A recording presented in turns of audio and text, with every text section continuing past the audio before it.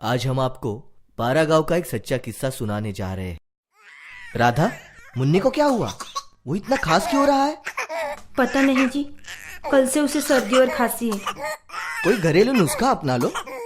गोपाल अपने काम के लिए निकल पड़ा। मुन्ने की हालत को देखते हुए राधा ने उसके छाती पर बाम और सरसों का तेल मल दिया, लेकिन इससे भी मुन्ने को कोई राहत नहीं मिली। राधा बहन, आओ आओ। दीदी, क्या आप मेरे साथ दवाखाने चल सकती हो? क्या बहन, क्या हुआ? कल से मुन्ने की तबीयत खराब है। उसे सुबह से बुखार भी है। मुन्ने के पापा अभी तक काम से नहीं लौटे हैं। ठीक है, मैं एक अच्छे होम्योपैथिक डॉक्टर को जानती हूँ। वे बच्चे के अच्छे डॉक्टर है। चलो चलते हैं। बच्चे की उम्र क्या है? डॉक्टर साहब, 2 साल। क्या तकलीफ है? डॉक्टर साहब, 2 दिन से इसे सर्दी और खांसी आ रही है और अब इसे बुखार भी है। ये दवाई इसे 2 टाइम दे देना, इससे ठीक हो जाएगा।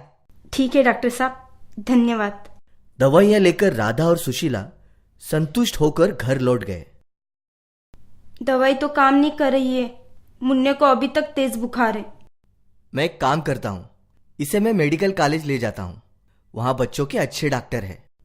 अगले दिन गोपाल मुन्ने को लेकर मेडिकल कॉलेज के लिए रवाना हुआ। इसे बस सर्दी और खांसी हुई है, कोई घबराने की बात नहीं है।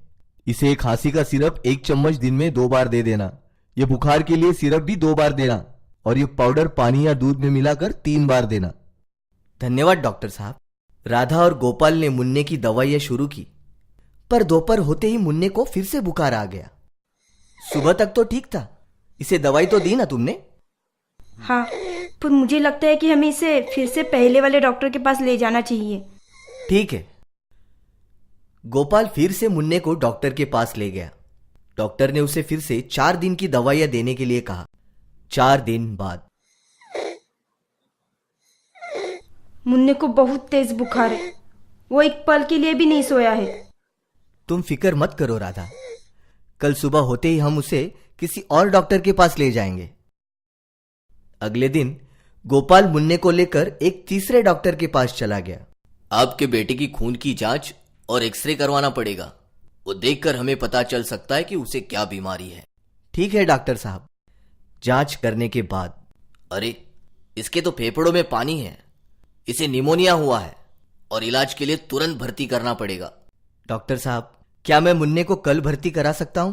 मुझे घर जाकर कुछ इंतजाम करना है और अपनी बीवी को भी बताना है।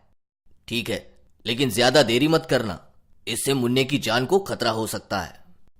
घर पहुंचने पर गोपाल ने राधा को सब कुछ बताया। राधा मुन्ने को भर्ती करने की बात सुनकर घबरा सी गई। सुनो जी, क्यों ना हम मुन्ने को डॉक्टर आनंद के पास फिर से ले जाए? शायद किसी दूसरी दवाई से ठीक हो जाए। हाँ, यह ठीक होगा। डॉक्टर आनंद हमें अच्छे से जानते भी है, कोई गलत सलाह नहीं देंगे।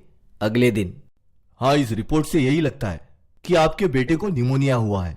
आप एक काम कीजिए, यही पास में एक अच्छे डॉक्टर है, डॉक्टर शाह। आप मुन्ने को उनके पास ले जाइए, वो इसका सही इलाज कर पाएंगे। या फिर आप इसे मेडिकल कॉलेज भी ले जा सकते हैं, लेकिन आप डॉक्टर शाह को मिल लीजिए, वो सही होगा। जी डॉक्टर साहब। डॉक्टर शाह की क्लिनिक में एक्सरे से तो ये पता चल रहा है कि फेफड़ों में पानी के अलावा कफ भी भरा है। पानी मैं निकाल सकता हूँ, पर कफ निकालने के उपकरण हमारे अस्पताल में मौजूद नहीं है। तो बेहतर यही होगा कि आप इसे किसी बड़े अस्पताल में ले जाकर इलाज करवाइए।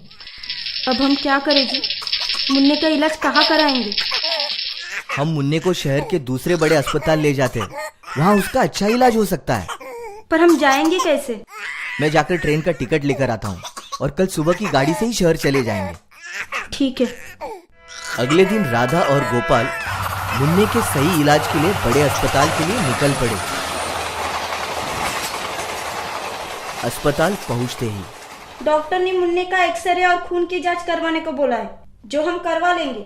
आप फिक्र मत करो, वो जल्दी ही ठीक हो जाएगा। सिस्टर, डॉक्टर साहब कब आएंगे? वो 6 बजे राउंड पर आ जाएंगे, तब आपसे मिलेंगे। हमें मुन्ने के गले में एक पतला सा पाइप डालकर कफ को बाहर निकालना पड़ेगा। घबराइए मत, इसमें कोई खतरे की बात नहीं है। आपका मुन्ना जल्द ही ठीक हो जाएगा। हम आपके बहुत शुक्रगुजार हैं डॉक्टर साहब। मुन्ने का इलाज शुरू हुआ। दिन पर दिन उसकी हालत सुधरती गई। राधा और गोपाल उस दिन के इंतजार में है जब उनका मुन्ना फिर से हंसने खेलने लगेगा। निमोनिया से बच्चों की मौत अब हमें मंजूर नहीं। एक साथ लड़ेंगे हम, अब हम कमजोर नहीं।